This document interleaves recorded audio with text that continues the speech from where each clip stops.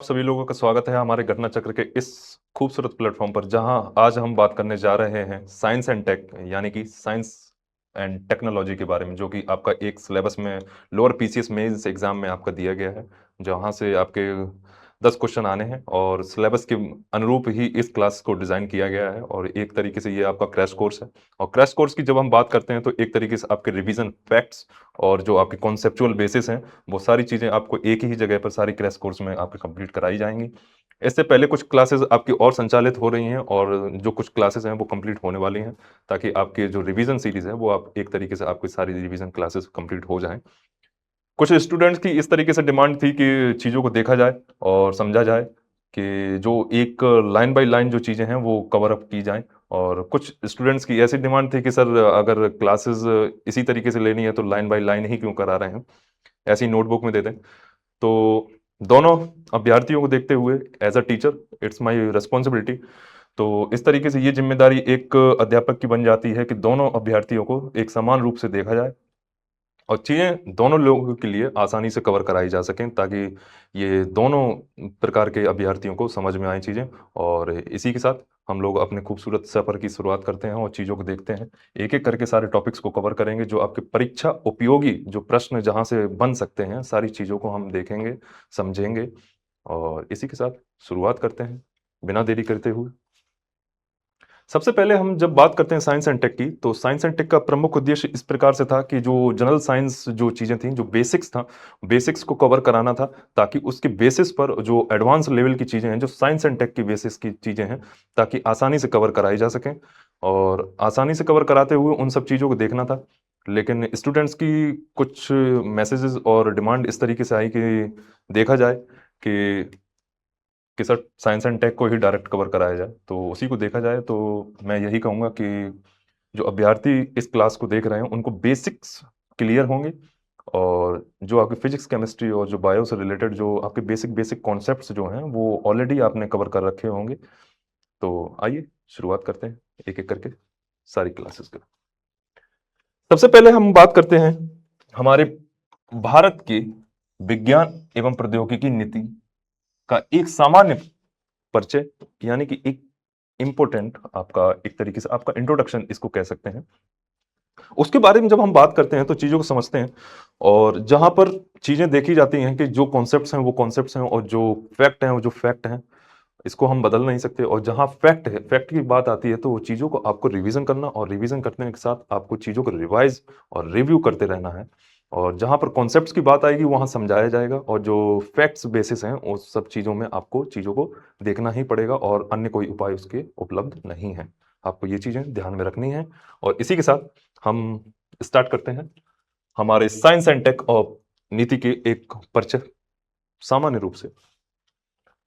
सबसे पहले पॉइंट को हम देख लेते हैं, एक एक पॉइंट को हम लेंगे, और एक एक पॉइंट को लेने के बाद हम लोग आगे बढ़ेंगे, ताकि चीजें आपके कोई भी एक इंपॉर्टेंट कीवर्ड्स भी आपका नहीं छूटना चाहिए, जो कि आपकी परीक्षा की दृष्टि से देखते हुए जो कि महत्वपूर्ण है। इसमें विज्ञान और प्रौद्योगिकी की जब हम बात करते हैं तो नवाचार संबंधी आपकी नीतियां भी इसमें आ जाती हैं, इनोवेशन, आपकी पॉलिसीज भी इसमें आ जाती हैं एक प्रकार से। और इसी के बाद नवीनतम आपकी 5वीं राष्ट्रीय विज्ञान और प्रौद्योगिकी और नवाचार नीति की मसौदे का अंतिम रूप दिया गया था। अब विज्ञान और प्रौद्योगिकी यानी कि department of science and technology द्वारा अपनी वेबसाइट पर इसका मसौदा जो है वो जारी किया गया है। ये एक एडिशनल फैक्ट है जो कि आपको एक नजर इस पे डालनी चाहिए। अब एक एक करके सारे स्टेटमेंट्स को पढ़ेंगे, और एक एक करके सारे जो कीवर्ड्स हैं उनको हाईलाइट रखेंगे और उनको रिव्यू करेंगे, और जहां पर आपके कॉन्सेप्ट्स आएंगे वहां कॉन्सेप्ट्स को समझाया जाएगा, और जो आपके फैक्ट हैं वो फैक्ट है तो फैक्ट आपको याद रखने ही चाहिए, और जो चीजें देखेंगे। भारत की विज्ञान एवं प्रौद्योगिकी नीति का उद्देश्य केवल विज्ञान उन्नति तक सीमित नहीं है। जाहिर सी बात है, जो जहां इनोवेशन की, टेक्नोलॉजी की जहां बात आती है, वह एक संपूर्ण विस्तृत जानकारी हो जाती है, जो कि एक उन्नति से ना संबंधित होकर पूरे संपूर्ण विकास की बात करता है। समग्र विकास, आत्मनिर्भरता और राष्ट्रीय सुरक्षा को सुदृढ़ बनाने का भी एक प्रमुख साधन है। वर्तमान समय में विज्ञान और तकनीक का प्रभाव आम नागरिक के दैनिक जीवन के प्रत्येक क्षेत्र में स्पष्ट दिखाई देता है। कुछ ऐसी प्रमुख नीतियां हैं जिनके बारे में आपको पता होने चाहिए, जो कि आपके साइंस एंड टेक से जो रिलेटेड है, आपकी 1958 की, 1983, 2003, 2013 और 2020 के मसौदे कुछ ऐसे हैं जहां पर कुछ ऐसी बातें की गई हैं, जो महत्वपूर्ण बातें की गई हैं, जो साइंस एंड टेक से रिलेटेड है। वहीं आगे चल के हम इन सब चीज़ों के बारे में और विस्तृत जानकारी से जब बात करेंगे तो चीज़ें और स्पष्ट रूप से हमारे सामने आएंगी। अभी यहां तक जब बात कर लेते हैं तो एक साइंस एंड टेक का एक एप्लीकेशन ये भी हो जाता है कि चीजें आपके सामने विस्तृत तरीके से जब दिखाई देती हैं तो एक तरीके से ये आपकी स्मार्ट क्लासेस है। तो स्मार्ट क्लासेस में चीजें आपकी ब्लैक एंड बोर्ड पे ना लिखकर आपकी चीजें फेस टू फेस और सारी इमेजेस में चीजें दिखाई जा रही हैं। ये भी एक तरीके का आपका एक एप्लीकेशन है, जहां पर आपका साइंस एंड टेक का एक डायरेक्ट एप्लीकेशन जहां एप्लीकेबल होता है, जहां सीधा लागू होता है आपके विज्ञान और प्रौद्योगिकी की नीति का। यह तो एक एग्जाम्पल हो गया। आगे बढ़ते हैं। आगे जब हम बढ़ते हैं तो विज्ञान और प्रौद्योगिकी की नवाचार नीति के बारे में जब बात करते हैं, 1958 1958 के बारे में जब हम बात करते हैं तो ये भारत की प्रथम वैज्ञानिक और आपकी प्रौद्योगिकी नवाचार नीति का निर्माण जो है वो आपके होमी जहांगीर बाबा ने वर्ष 1958 में किया गया था। ये हमारे सर लीजेंड H.J. भाभा इनको भी कहते हैं। बाबा एटॉमिक सेंटर भी आपने इसके बारे में सुना होगा। ये प्रथम वैज्ञानिक नीति संकल्प 1958 द्वारा भारत में विज्ञान और वैज्ञानिक प्रतंत्र की आधारशिला रखी गई। यहीं से आपकी जो साइंस एंड टेक की जो नींव है, जो बेस है, वो यहां से फाउंडेशन रखा गया। और फिर किन्होंने रखा वो आपके सामने है, और सन में रखा गया, ये एक तरीके से आपको पता होना चाहिए। आगे चलते जब हम आगे बात करते हैं तो आपकी प्रौद्योगिकी नीति वक्तत्व आपके 1983 जनवरी 1983 में तिरुपति यानी कि आपके आंध्र प्रदेश में आयोजित आपकी 70वीं भारतीय विज्ञान कांग्रेस यानी कि इंडियन साइंस कांग्रेस भी इसको कहते हैं, अधिवेशन में तत्कालीन प्रधानमंत्री आपकी इंदिरा गांधी द्वारा भारत सरकार की प्रौद्योगिकी नीति की आपकी घोषणा की गई। आपने ये इसके बारे में सुना भी होगा जी, करंट अफेयर का एक तरीके से आपका एक क्वेश्चन भी यहाँ से बनता है कि जो आपकी जो इंडियन साइंस कांग्रेस है, जो हाल ही में कहाँ आयोजित की गई और उसका थीम क्या है, और उसके कुछ महत्वपूर्ण जो मसौदे जो किए गए, जिसपे प्लान्स जो फैक्ट्स उस पर साइन किए गए, वो क्या है। ये चीज़ें कुछ चीज़ें इंपॉर्टेंट होती हैं जो कि आप करंट अफेयर्स में पढ़ते हैं, तो इस चीज़ को वहाँ से रिलेट करने की कोशिश करेंगे ताकि चीज़ें आपके लिए सिंपल और ईजी टू टैकल हो जाए। इस नीति के अंतर्गत आपकी प्रौद्योगिकी क्षमता तथा तकनीकी आत्मनिर्भरता प्राप्त करने पर बल देना शामिल था। यानी कि जो आपकी सेल्फ सफिशिएंसी है, आत्मनिर्भरता जो की है, जिसके बारे में हम लोग भारत के संदर्भ में बात भी करते हैं, आत्मनिर्भरता के बारे में बात भी करते हैं, तो वो चीज आपके 1983 के नीति में भी दी गई थी। चलिए आगे बढ़ते हैं। विज्ञान और प्रौद्योगिकी नीति आपकी 2003। ये कुछ ऐसे ऐसे फैक्ट हैं जो आपको एक सामान्य तौर पर रूपरेखा का आपको पूरे साइंस एंड टेक का तैयार करते हैं। जनवरी 2003 में बेंगलुरु यानी कि कर्नाटक में आयोजित आपकी 90th आपकी राष्ट्रीय विज्ञान कांग्रेस, भारतीय राष्ट्रीय कांग्रेस अधिवेशन में आपकी नई साइंस एंड टेक पॉलिसी की घोषणा की गई। इसमें कुछ जो आपके प्रमुख पॉइंट है, जो प्रमुख इंपॉर्टेंट आपके बुलेट पॉइंट्स हैं, वो क्या कहते हैं। इस नीति के अंतर्गत आपके विज्ञान और प्रौद्योगिकी को साथ लाकर उनके तालमेल को बढ़ावा प्रमुख उद्देश्य था, बढ़ावा देना उनका प्रमुख उद्देश्य था। उद्देश्य यह था कि जो वैश्वीकरण के दौर में आपके भारत में प्रतिस्पर्धा उसकी बनी रहे और सतत विकास में आपकी जो प्राथमिक लक्ष्यों की जो भागीदारी है वह पूरी हो सके। अब 2013 में जो आपकी जो पॉलिसी आई है उसके बारे में जब अगर हम बात करेंगे तो विज्ञान प्रौद्योगिकी और नवोन्मेष नीति आपकी 2013। इस तरीके से इमेज को अगर और क्लैरिफाई कर देते हैं, अगर इमेज को दिखा देते हैं, तो चीजें आपके लिए आपके जहन में उतर जाती हैं। और कलरफुल चीजों की स्मार्ट क्लासेस का सबसे प्लस पॉइंट यही रहता है कि चीजें सिंपल और क्रिस्टल क्लियर हो, तो जो अभ्यर्थी तैयारी करने वाले हैं उनके लिए चीजें बहुत आसान हो जाए। कलरफुल जितनी चीजें रहेंगी उतना ही आपके माइंड में और सबकॉन्शियस माइंड में वो चीजें रिलाई करेंगी, हिट करेंगी और स्टोर रहेंगी, तो चीजें बहुत ही आसानी से देखेंगे हम। तत्कालीन प्रधानमंत्री डॉक्टर मनमोहन सिंह ने जनवरी 2013 में कोलकाता में भारतीय विज्ञान कांग्रेस में आपके शताब्दी के अधिवेशन जो 100वां 100th सेंचुरी के उद्घाटन सत्र में विज्ञान प्रौद्योगिकी की नवोन्मेष नीति प्रस्तुत की थी। यानी कि आप इस चीज को देखेंगे, जो आपके जितने भी साइंस एंड टेक के रिलेटेड जितने भी आपकी महत्वपूर्ण पॉलिसियां हैं, वो सिर्फ और सिर्फ आपके इंडियन साइंस कांग्रेस में ही दी गई हैं। ये एक कॉमन फैक्ट है और कॉमन पॉइंट है जिसको आप जरूर ध्यान रखें। इस नीति का उद्देश्य क्या था, अब इसके कुछ उद्देश्यों के बारे में बात करते हैं। तो सभी लाभों में आपके भारतीय राष्ट्रीय विकास एवं सतत प्रयास, आपके सस्टेनेबल डेवलपमेंट और अधिक समावेशी विकास के लिए उपयोग में लाना था। यानी कि जो एक ओवरऑल डेवलपमेंट और आपका एक सस्टेनेबल डेवलपमेंट यानी कि सतत विकास जिसकी हम बात करते हैं, उसको लाना था। समाज के आपके सभी वर्ग की वैज्ञानिक सोच को प्रोत्साहित करना, अर्थात वैज्ञानिक मनोवृत्ति का विकास करना, यानी कि जो आपके साइंटिफिक एप्टीट्यूड है, जो साइंटिफिक एटीट्यूड है, उसको डेवलप करना था और उसी का ही विकास करना था। इन सब चीजों को आप देखते चले चले जाएंगे, एक एक करके सारी पॉलिसीज के बारे में आप देखेंगे और पॉलिसीज देखते हुए आपको चीजों को यह देखना है कि चीजें आपके एग्जाम के रेलेवेंट होनी चाहिए। अब 2020 की पॉलिसी की जब हम बात करते हैं तो राष्ट्रीय विज्ञान प्रौद्योगिकी और नवाचार नीति यानी कि 2020 में जब एक मसौदा आया जो आपकी स्पेस साइंस एंड टेक्नोलॉजी से रिलेटेड, आपकी पॉलिसी से रिलेटेड, उसमें कुछ इंपॉर्टेंट पॉइंट्स दिए गए। उन पॉइंट के बारे में जब हम बात करते हैं तो आपके विज्ञान और प्रौद्योगिकी केंद्रित एक बेहतर परिस्थितिकी तंत्र तैयार करना इसका एक प्रमुख लक्ष्य था। लघु, माध्यम और दीर्घकालिक मिशन मोड परियोजनाएं यानी कि small, medium and large long mission mode परियोजनाओं को यानी कि प्रोजेक्ट्स जो हैं उनको लागू करना। यह व्यक्ति एवं संगठन दोनों के स्तर पर आपके अनुसंधान और नवाचार को बढ़ावा देती है। और इसमें जो आपका लास्ट पॉइंट है, आपका जो डिकेड ऑफ इनोवेशन है, भारत में वर्ष 2010 से लेकर 2020 को नवाचार का दशक आपको घोषित किया गया। ये आपके लिए महत्वपूर्ण इंपॉर्टेंट या पॉइंट है।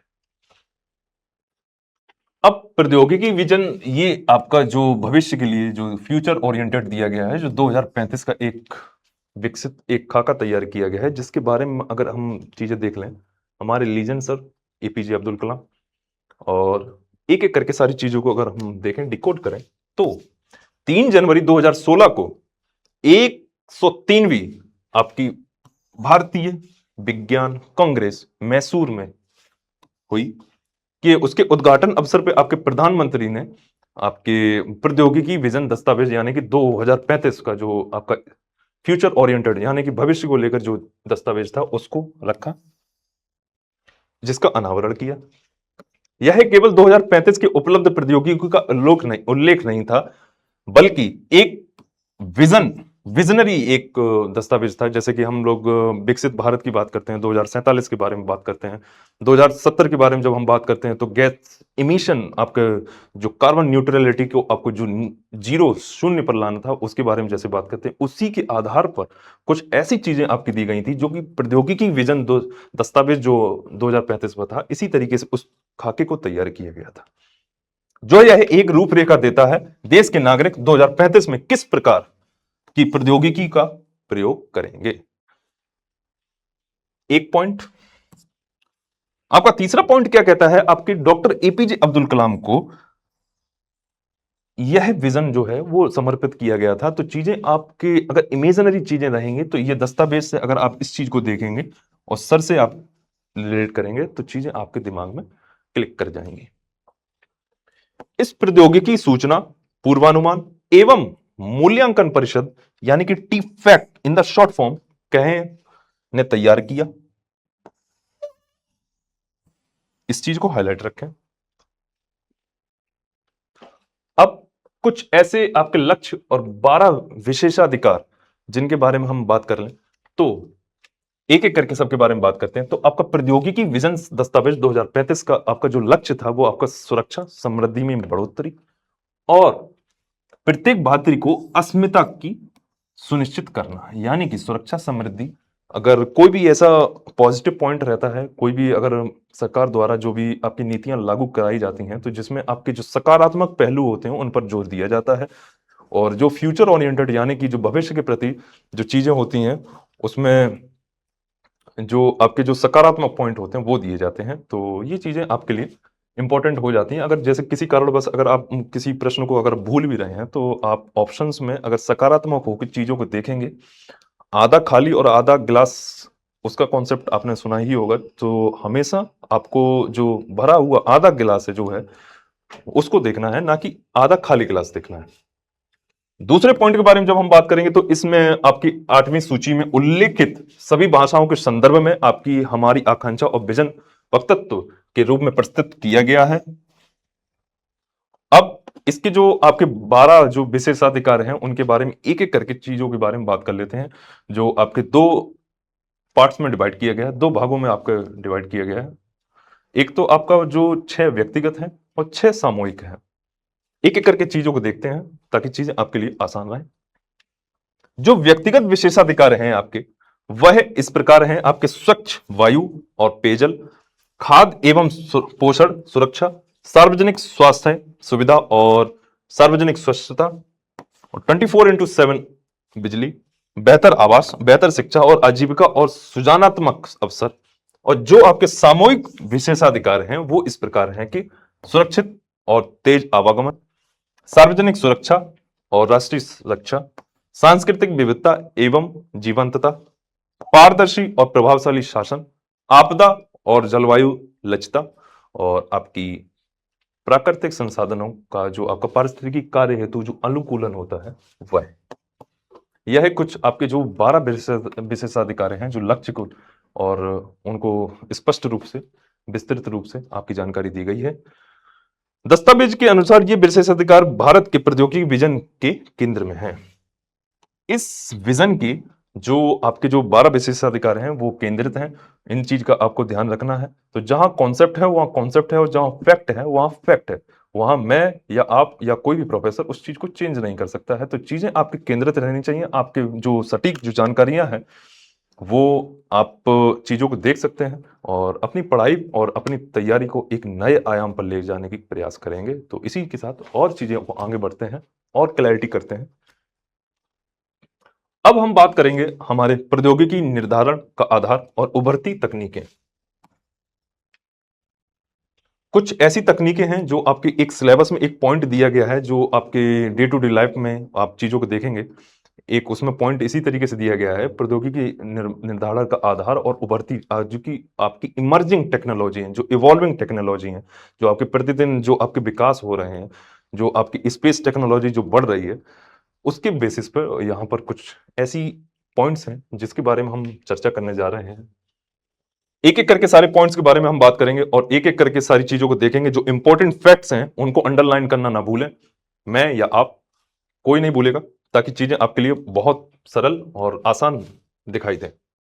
इन विशेषाधिकारों को सुनिश्चित करने के लिए आपकी प्रौद्योगिकी का निर्धारण किया गया, जिसमें तीव्रता में तैनात किया जा सके, प्रयोगशाला में व्यवहार में लाया जा सके, जिनके लिए लक्षित अनुसंधान आवश्यक हो और जो अभी भी कल्पना में हो, यानी कि जो आपके जो टेक्नोलॉजी के बेसिस पे हैं। जैसे कि आपने रोबोट की मूवी देखी होगी, जिसमें ये चीजों को दिखाया गया है कि आपका जो फ्यूचर है वो किस तरीके से आपका ढलने वाला है। कि जो रोबोट्स हैं, आपने एआई के बारे में कभी नहीं सोचा था, वो आर्टिफिशियल आपका इंटेलिजेंस आ गया, वो धीरे धीरे धीरे धीरे चीजों को और इवॉल्व होगा और बेहतर होगा। जैसे कि हम आज आपके सामने इस तरीके से आपको क्लास प्रेजेंट करा पा रहे हैं, वो ऑनलाइन माध्यम से चीज़ों को प्रोवाइड करा सक रहे हैं कि इन द रिकॉर्डेड फॉर्म आप लाइब्रेरी में या अपने घर पे बैठ के आप चीज़ों को आराम से संचालित रूप से चीज़ों को बिना रुके देख पा रहे हैं और चीज़ें आपके सामने आ रही हैं। तो यह एक टेक्नोलॉजी का ही एक भाग है जिसको हम नकार नहीं सकते हैं। तो एक एक करके हम बात करें तो ब्लू स्काई अनुसंधान और आपके अन्य उभरती जो आपकी प्रौद्योगिकियां हैं, यानी कि जो टेक्नोलॉजी की जो अलग अलग जो उभरती टेक्नोलॉजियां, उनके बारे में हम बात करेंगे। ब्लू स्काई अनुसंधान आपका क्या कहता है? इंटरनेट ऑफ थिंग्स, आईओटी के बारे में आपने सुना ही होगा। यानी कि कुछ ऐसी वस्तुएं होती हैं जो बिल्कुल ही आपकी इंटरनेट से रिलेटेड होती हैं, इंटरनेट से कनेक्टेड हो जाती हैं। और विस्तृत तरीके से अगर चीज़ों को जानेंगे तो आपने जो आपका बायोमेट्रिक देखा होगा, वो एक तरीके से आपका इंटरनेट ऑफ थिंग्स का काम करता है, जहाँ पर हम अगर देखें तो जो आपकी कार कीज़ हैं, ब्लूटूथ सेंसर्स हैं, जो आपके उस तरीके से जो चीज़ें आपकी जो इंटरनेट से कनेक्टेड होती हैं, आपका जो इवन आपके जो मोबाइल फ़ोन्स और जो आपके जो चेहरे को देख के जो चीज़ें आपकी अनलॉक फेस अनलॉक हो जाता है, वो भी एक तरीके से इंटरनेट ऑफ थिंग्स का काम करता है। तो उसी के बारे में बात की गई है। आपका बियरेबल टेक्नोलॉजी, आप सब लोग ईयरफ़ोन लगाते हैं, जो ब्लूटूथ लगाते हैं, वो भी एक तरीके का आपका बियरेबल टेक्नोलॉजी है। सिंथेटिक बायोलॉजी, आपका ब्रेन कंप्यूटर इंटरफ़ेस, जिसके बारे में हम बात भी करते हैं जनरल साइंस के बारे में। जब आप लाइट डिटेक्टर से पॉलीग्राफी एक तरीके का टेस्ट होता है, जिसमें आप ब्रेन कंप्यूटर इंटरफ़ेस के बेसिस पे आप चीज़ों को समझ पाते हैं कि वो चीज़ें व्यक्ति झूठ बोल रहा है या सच बोल रहा है। और रीजेनरेटिव यानी कि पुनर्योजी आपकी मेडिसिन्स। अब आपकी कुछ उभरती प्रौद्योगिकी के बारे में बात करते हैं, आपकी सटीक कृषि और आपके जो रोबोट आधारित खेती है, जिसके बारे में हम और चीज़ों को देखें तो आपने ड्रोन के बारे में सुना ही होगा। ये भी आपकी एक तरीके से आपके जो ड्रोन से जो संचालित हो रही हैं चीज़ें, वो भी आपकी उभरती हैं प्रौद्योगिकी का एक पार्ट है, एक भाग है। वर्टिकल खेती, इंटरैक्टिव फूड, ऑटोनोमस आपका व्हीकल, आपकी इमारतों की 3D प्रिंटिंग, भूकंप की भविष्यवाणी और मौसम प्रौद्योगिकी एवं आपकी हरित खनन। ये कुछ ऐसी उभरती प्रौद्योगिकियां हैं जिनके बेसिस पर, जिनके आधार पर हम कह सकते हैं कि भविष्य में आने वाली टेक्नोलॉजी है, वो आपकी इनके बेसिस पे आपकी जो चीजें हैं वो आधार बनेंगी। अब आगे जब हम बढ़ते हैं तो कुछ चीजें और पॉइंट निकल के आते हैं जो आपके साइंस एंड टेक के लिए इंपॉर्टेंट हो जाते हैं, तो चीजें आप और देखते हैं। अब विकास में जो आपके डेवलपमेंट में एक ओवरऑल में आपके विकास और प्रौद्योगिकी की आपकी एक जो भूमिका होती है, उसके बारे में अगर हम बात करें तो एक एक करके पॉइंट को देखते हैं। आपकी कृषि और खाद्य सुरक्षा में कुछ ऐसी टेक्नोलॉजी होंगी जो कि आपके लिए इंपॉर्टेंट होंगी। स्वास्थ्य क्षेत्र में कुछ ऐसी इंपॉर्टेंट टेक्नोलॉजी होंगी जिनके बेसिस पे आप कह सकते हैं कि प्रौद्योगिकी की भूमिका है उसमें। शिक्षा के क्षेत्र में, आपके डिजिटल सशक्तिकरण के क्षेत्र में और आपके आर्थिक विकास एवं औद्योगिक क्षेत्र में आपकी जो उभरती हुई जो औद्योगिकियां हैं, जो उसके बारे में हम बात कर लेते हैं। एक एक करके बात करते हैं सारे के पॉइंट के बारे में। आप इमेज की बेसिस पे अगर आप चीजों को देखेंगे तो कितनी चीजें आपके लिए आसान हो जाती हैं। आप देख सकते हैं जो आपका ड्रोन है वो डायरेक्टली आप खाद के लिए, आपका सोलर सिस्टम, आपका जो किसान ऐप जो रहता है जिसके बारे में आपको जानकारियां मिलती रहती हैं, तो वो सारी चीजें आपके सामने है। तो विज्ञान एवं तकनीक के कृषि क्षेत्र में को अधिक उत्पादक और टिकाऊ बनाया, और ड्रोन सेंसर और प्रेसिजन फार्मिंग से किसान फसल की निगरानी बेहतर ढंग से कर पाते हैं। और मृदा स्वास्थ्य कार्ड आपके मौसम पूर्वानुमान सही निर्णय लेने में आपकी मदद करते हैं, जिससे आपकी जो उत्पादक क्षमता है, जो पूरे कृषि क्षेत्र की जो उत्पादक क्षमता है वो बढ़ती है। ये तो कुछ बातें ऐसी होंगी जो टेक्नोलॉजी की बेसिस पर जो प्रौद्योगिकी की जो अहम भूमिका है, जो आपके कृषि क्षेत्र में आपकी जो भूमिका है उसको निभाता है। अब अगर हम बात करें इसके स्वास्थ्य क्षेत्र के बारे में, अगर कुछ बात करते हैं तो स्वास्थ्य क्षेत्र में ऐसी कुछ तकनीकियां होती हैं जिनके बेसिस पर आपके जो प्रौद्योगिकी है वह भूमिका निभाता है। आपके टेलीमेडिसिन के माध्यम से जो दूर दराज के क्षेत्रों में जो आपके डॉक्टर की सेवाओं को उपलब्ध कराना, आपके डिजिटल हेल्थ मिशन के तहत आपकी जो नागरिकों को जो स्वास्थ्य है उनको डेटा को सुरक्षित करना। आपने उसके बारे में सुना ही होगा, एक भारत सरकार की एक पहल है, जहां हम बात करते हैं कि नेशनल हेल्थ मिशन के बारे में जब बात करते हैं, वो भी इस तरीके से आपकी जो टेक्नोलॉजी है उससे जुड़ा एक पहल है, एक अहम भूमिका वो भी निभाता है। अब कोविड-19 के बारे में जब हम बात करते हैं तो आपने चीजों को देखा ही होगा, जो स्वदेशी आपकी जो वैक्सीन है वो किस तरीके से संभव हो पाई, जो आपकी कोवैक्सीन है किस तरीके से चीजों को डेवलप हो पाई, वो आपके प्रौद्योगिकी की वजह से ही, आपकी एक भूमिका की वजह से ही आपकी जो कोवैक्सीन है वो विकसित हो पाई। और आपकी जो वैक्सीनें हैं वो भी इस तरीके से और चीजों को और इवॉल्व कर रही हैं, धीरे धीरे विकसित हो रही हैं। तो अब शिक्षा के क्षेत्र में जब हम बात करते हैं, शिक्षा और डिजिटल सशक्तिकरण के जब बारे में बात करते हैं, तो आपकी विज्ञान और प्रौद्योगिकी में आपको शिक्षा का एक अधिक और सुलभ और समावेशी बनाया है। जैसे कि हम यहाँ से खड़े होके जो चीज़ों को रिकॉर्ड कर रहे हैं, आपके जो क्लासेस आप आसानी से चीज़ों को देख पा रहे हैं, वो है एक सबसे बड़ा आपका उदाहरण है, जहाँ आप चीज़ों को आसानी से समझ सक रहे हैं। आपका दीक्षा और स्वयं एक ऐसे पोर्टल और ऐप बनाए गए हैं जिनके माध्यम से आपकी गुणवत्तापूर्ण आपकी शिक्षा घर घर तक पहुंच रही है। आपके कुछ डिजिटल साक्षरता कार्यक्रम हैं जिनसे आपकी जो ग्रामीण क्षेत्रों में भी आपकी जो शिक्षा है वह संभव हो पा रही है, और जो आपका इंटरनेट है वो भी ग्रामीण क्षेत्रों में पहुंच पा रहा है। वह एक तरीके से आपका प्रौद्योगिकी का ही एक उदाहरण है। तकनीकी नवाचार के आर्थिक आर्थिक विकास में विकास में भी आपका आप देख सकते हैं मेड इन इंडिया, आपके स्टार्टअप्स और आपके कुछ यूपीआई की बेसिस पर आप चीजों को जैसे आप भुगतान कर लेते हैं, आप पेमेंट दे देते हैं, तो वह क्या है, वह एक तरीके से आपके जो आर्थिक जो क्षेत्र हैं, आर्थिक विकास जो क्षेत्र हैं, उनके बेसिस पर भी आपकी जो प्रौद्योगिकी है वह सीधे सीधे आपके संबंध रख रही है, जहां से आपकी प्रौद्योगिकी की जो भूमिका है वह एक अहम रोल प्ले कर रही है, इंपॉर्टेंट रोल प्ले कर रही है। That's the reason why technology play a very important role. तकनीकी नवाचार ने आर्थिक विकास को गति दी, आपकी startup India, make in India जैसी योजनाओं को, उद्यमिता को बढ़ावा दिया। यूपीआई जैसे डिजिटल भुगतान करना आपके, और एआई और रोबोटिक्स के उपयोग से आपके औद्योगिक उत्पादन को भी बढ़ोतरी में देना, ये आपके कुछ ऐसे भाग हैं और कुछ ऐसे आयाम हैं जिनके बेसिस पर आपकी प्रौद्योगिकी की जो भूमिका है बहुत ही अहम रोल प्ले करती है। अब आगे बढ़ते हैं। अब ये आपको जो एक दूसरा टॉपिक है, ये तो हो गया सामान्य परिचय की बात, कुछ आपकी पॉलिसीज, कुछ एक्ट्स के बारे में बात।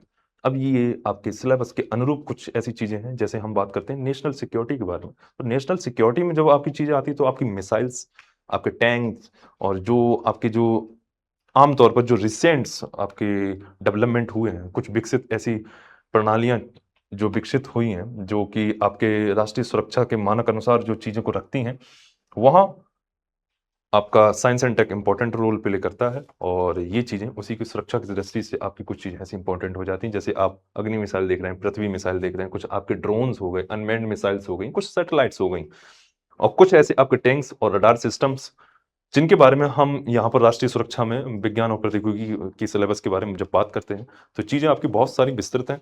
आपको चाहिए ये कि जो आपके मुख्य मुख्य चीजें जो आपके समसामयिक घटना में जो आपके जो शामिल हैं उनको आप कवर करें, और उनको कवर करने के बाद चीजों को इस बेसिक्स से आप उनको चीजों को रिलेट करें।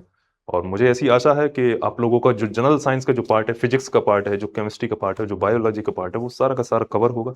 आप परीक्षा से दृष्टि से ही नहीं, एक संपूर्ण अपने विकास के लिए भी चीजों को आप बेहतर ढंग से समझ पा रहे होंगे। भारत की सुरक्षा के बारे में अब एक एक करके जब हम बात करते हैं तो आपकी जो आधुनिक आपकी जो तकनीक है वह महत्वपूर्ण भूमिका निभाती है। जैसे कि हम बात करते हैं आपकी अग्नि और पृथ्वी जो मिसाइल प्रणालियां हैं जो देश की एक सुरक्षा में एक बहुत बड़ा अहम रोल प्ले करती हैं, अहम भूमिका निभाती हैं। उसमें से भी आपके जो इसरो द्वारा प्रक्षेपित आपके जो ग्रह हैं, उपग्रह हैं, वो संचार और मौसम और पूर्वानुमान और निगरानी के लिए भी सहायक होते हैं। डीआरडीओ भी एक बहुत इंपॉर्टेंट रोल प्ले करता है आपका डीआरडीओ। बहुत लोगों को इसके बारे में जानकारी होगी भी, और इसरो के बारे में भी लोग बाग जानते होंगे। नहीं जानते तो उसके बारे में हम आगे क्लासेस में और बात करेंगे। जैसे आपकी ड्रोन तकनीक के बारे में हमने बात की जो निगरानी में आपका काम देता है, और बहुत सारी स्पेस टेक्नोलॉजी में भी आपके जो ड्रोन है नेशनल सिक्योरिटी में भी काम दे रहा है इस समय। आगे बढ़ते हैं राष्ट्रीय सुरक्षा में, और जब हम आगे बढ़ते हैं तो आपकी साइबर सुरक्षा जो है आपके लिए बहुत इंपॉर्टेंट रोल प्ले करती है। और जो आपदा प्रबंधन में भी जब हमने इन्वायरमेंट की क्लास जब देखी थी तो उसमें आपदा प्रबंधन में भी साइंस एंड टेक के बारे में हमने बात की थी। तो साइबर सुरक्षा के बारे में जब हम बात करते हैं तो कुछ चीजें ऐसे निकल के आती हैं। आपके डिजिटल युग, सारी चीजें डिजिटल हैं, तो आपकी जो साइबर सुरक्षा है वो इंपॉर्टेंट, बहुत ही अत्यंत महत्वपूर्ण हो जाती है। डिजी डेटा और सुरक्षा के लिए आपकी इंक्रिप्शन और उन्नत सुरक्षा तंत्र विकसित किए जा रहे हैं, और साइबर हमले से निपटने के लिए आपकी कुछ विशेष एजेंसियां भी काम कर रही हैं। आप जब बात करते हैं तो आप हमारे भारत में जो कुछ ऐसी एजेंसियां हैं जो आपके साइबर को सुरक्षा को और बढ़ावा देती हैं, जो कि आपका सर्ट इन, इस पर आप रिसर्च करके आएंगे, रिसर्च करेंगे और इसको पॉइंट आउट करेंगे तो चीजों को और आप बेहतर ढंग से समझ पाएंगे। आपदा प्रबंधन की जब हम बात करते हैं तो आपदा प्रबंधन में भी आपके जो प्रौद्योगिकियां हैं, जो आपकी विज्ञान की प्रौद्योगिकियां हैं, वो बहुत अहम रोल प्ले करती हैं। जैसे कि आपका मौसम विज्ञान का पहले ही बता देना कि आपका भूकंप कितनी तेजी से आएगा, कितनी तेजी से नहीं आएगा, और जो आपके साइक्लोन्स हैं यानी कि जो चक्रवात हैं वो कैसे आएंगे कैसे नहीं आएंगे। तो वही एक प्रकार उसमें आपदा प्रबंधन में दिया गया है, जिससे जान माल का जो खतरा है वो कम किया जा सके। अब दैनिक जीवन में जो साइंस एंड टेक की जो आपकी जो तकनीक के उपयोग होते हैं वो आपके सामने है। आपका वाईफाई, आपकी लोकेशन बेसिस, आप आसानी से चीजों को पढ़ सकते हैं, एप्लीकेशन फॉर्म फिलअप करना, आधार कार्ड, आपका डिजिटल पे, ई सर्विसेज, आपकी इलेक्ट्रॉनिक सर्विसेज, इवन आपके जो मोबाइल फोन्स, आपके सोलर टैप्स, ये सारी चीजें ऐसी हैं जो आपके डे टू डे आपकी अभिन्न एक हिस्सा बन चुकी हैं। आप इन सब चीजों को आप आसानी से देख सकते हैं, जो कि एक तरीके से जो आपकी साइंस एंड टेक की जो विज्ञान और प्रौद्योगिकी की जो तकनीक है वो हमारे डे टू डे लाइफ को कैसे इम्पैक्ट रखती हैं और लगातार कैसे कैसे चेंजेस रखती हैं, वो सारी चीजें इसमें दी गई हैं। अब जब हम बात करते हैं, आगे बढ़ते हैं, तो कुछ ऐसी प्रमुख आपकी जो चीजें हैं जो भारत सरकार द्वारा जो पहल जो की जाती हैं वो है आपके एग्जाम के लिए बहुत इंपॉर्टेंट हो जाती हैं। ये तो कुछ इस तरीके से ऐसा रूपरेखा तैयार करना हो गया है जो आपके विज्ञान और प्रौद्योगिकी की आपकी पूरी रूपरेखा, एक संपूर्ण रूपरेखा तैयार की, और उसके बाद हमने बात करते हैं एक एक करके सारी चीजों को। भारत का वैज्ञानिक एवं तकनीकी ढांचा क्या कहता है, पीएम स्टीएक और आपके 9 राष्ट्रीय मिशन, एक एक करके सारे के मिशन के बारे में हम बात करेंगे, और ये फैक्ट है। हम यहां पर जब हम बात करते हैं आपके फैक्ट और कॉन्सेप्चुअल क्लासेस के बारे में जब हम बात करते हैं तो चीजों को देख पाते हैं कि चीजें आपके सामने हैं, और सामने जब होते हुए अब इसमें क्या ही कॉन्सेप्ट वाली क्लासेस आपको समझाई जा सकती है। जो फैक्ट है वो फैक्ट है। अगर ए के बाद बी आता है तो बी के बाद सी ही आएगा। अब इसमें मैं या कोई भी ऑक्सफोर्ड का आपका प्रोफेसर उस चीज को चेंज नहीं कर सकता है। तो चीजें आपका जो ध्यान है वो केंद्रित होना चाहिए आपकी पढ़ाई और आपके जो कंटेंट बेसिस पर जो डिलीवरी सिस्टम है वो उस पर आपका रहना चाहिए, बजाय उसके आपके अध्यापक की टिप्पणी के बारे में।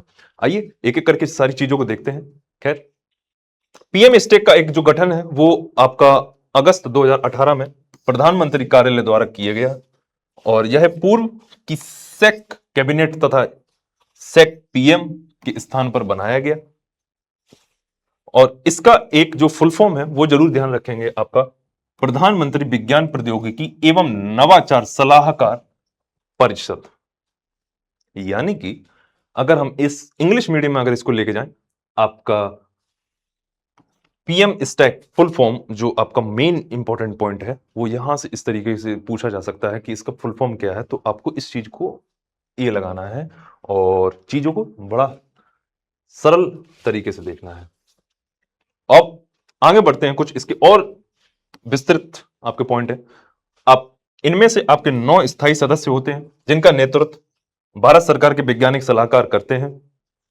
12 विशेष आपके आमंत्रित सदस्य होते हैं, और इस प्रकार इसकी कुल जो संख्या है वो है आपकी 21 हो जाती है। और इनके कुछ मुख्य कार्य हैं। मुख्य कार्य के जब बारे में बात करते हैं तो इसका सलाह देना और निगरानी करना और नीतियों और निर्माण में आपका कार्यवाहन को सरल बनाना। एक लास्ट पॉइंट जो आपका रहता है इसी से रिलेटेड, पीएम स्टेक से रिलेटेड, वह है आपका सामाजिक आर्थिक समस्याओं के समाधान एवं विभिन्न मंत्रालय संस्थानों के समन्वय, अंतर्राष्ट्रीय एवं नेतृत्व की रणनीति और शिक्षा अनुसंधान, उद्योग में नवाचार एवं वैज्ञानिक जागरूकता। यानी कि जो आपकी साइंटिफिक टेम्पर और जो साइंटिफिक आपकी जो अवेयरनेस है, जो साइंस से रिलेटेड जो आपकी अवेयरनेस हो, उसको बढ़ावा देना। अब बात करते हैं हमारे विज्ञान और प्रौद्योगिकी की जो आपके 9 राष्ट्रीय मिशन है उसके बारे में जब हम बात करते हैं तो चीजों को देखते हैं। आपका पीएम स्टैक जो है वो भारत के सतत विकास के लिए 9 राष्ट्रीय मिशन आपने चिन्हित किए हैं। उद्देश्य क्या था, सिर्फ और सिर्फ जो जटिल समस्याएं हैं उनको समाधान के लिए सहयोग करना, सुविधाजनक बनाना, और प्रत्येक मिशन का एक जो नेतृत्व है वो आपका एक प्रमुख मंत्रालय करता है, और इसके अंतर्गत जो आपके अंतर्राष्ट्रीय एवं आपके राष्ट्रीय संस्थागत आपके भागीदार और युवा जो वैज्ञानिक हैं, उद्योग शामिल रहते हैं। ये कुछ आपके इस तरीके से चीजों को दिखाया गया है कि जो आपके 9 मिशन है वो क्या क्या है। वह है आपकी प्राकृतिक भाषा का अनुवाद, क्वांटम फ्रंटियर, आपका कृत्रिम बुद्धिमत्ता और राष्ट्रीय जैव विविधता, आपके ईवी वाहन, इलेक्ट्रॉनिक वाहन, और आपके मानव स्वास्थ्य के लिए आपके जैव विज्ञान, अग्नि मिसाइल, डीप ओशियन एप्लीकेशन और आपका अपकृत से अग्नि का आशय यहां इस प्रकार से है कि नए भारत के नवाचारों को तेजी से विकास। यहां तक हमारी बात हो गई पीएम स्टैक और 9 राष्ट्रीय मिशन की। अब जब हम आगे बढ़ते हैं तो चीजें आपकी आती हैं जो आपके सिलेबस के अनुरूप ही है। सारी सिलेबस को हमारा टच करना है और सारे सिलेबस को टच करते हुए चीजों को आपको कवर करना है। एक पॉइंट दिया गया है जहां पर बात की गई है कि achievement of Indians in the science and tech. अब यहां पर प्राचीन भारत से लेके जो आपके आधुनिक भारत तक जो आपके जो मेन इंपॉर्टेंट जो डेवलपमेंट हुए हैं, जो आपके महत्वपूर्ण जो विकास हुए हैं, उसके बारे में एक एक करके विस्तृत रूप से जानकारी और चर्चा कर लेते हैं। प्राचीन भारत के बारे में जब हम बात करते हैं तो भारत और विज्ञान और प्रौद्योगिकी क्षेत्र में प्राचीन काल से अग्रणी रहा है। आपके जो गणित, चिकित्सा, अंतरिक्ष और सूचना प्रौद्योगिकी आदि जैसे क्षेत्रों में योगदान भी उसका दिया गया है। और प्राचीन भारत में आपका जो विकास, विज्ञान का जो विकास है, अन्य उत्तर स्तर पर रहा है। आर्यभट्ट के बारे में सब लोगों ने सुना ही होगा। आर्यभट्ट ने आपके शून्य की और दशमलव प्रणाली की और खगोलीय विज्ञान की आपकी महत्वपूर्ण योगदान यानी कि खोज उसकी की थी। और सुश्रुत को शल्य चिकित्सा का जनक भी माना जाता है। उन्होंने प्लास्टिक सर्जरी जैसी तकनीक का वर्णन किया और चरक ने आयुर्वेद के सिद्धांत को व्यवस्थित किया और जो कि आज भी उपयोगी है। चरक संहिता भी बता दी गई है। इस तरीके से चीजों को दिखाया गया है, काफी कलरफुल है। अब ये तो कुछ बात हो गई आपकी जो प्राचीन भारत की। अब कुछ बात करते हैं हम आधुनिक भारत के बारे में। जब भी हम आधुनिक भारत के बारे में बात करेंगे तो एक चीज आपको ध्यान रखनी है, जो आपके रिसेंट डेवलपमेंट्स हैं, इसके बेसिस पर आप एक चीज ध्यान रखेंगे, जो आपकी बेसिक्स हैं वो तो यहां से साइंस एंड टेक से सारी की सारी जो कवर कर लिए जाएंगे, लेकिन जो आपके जो समसामयिक घटना है उसको आप करंट अफेयर से रिलेटेड जरूर करेंगे। जो आप डे टू डे लाइफ में अपने आप को उसमें अलर्ट रखेंगे और सजग रखेंगे तो आपकी चीजें बहुत ही आसान हो जाएंगी, क्योंकि साइंस एंड टेक से आपके जो करंट अफेयर से रिलेटेड हैं वो चीजें पूछी जाती हैं।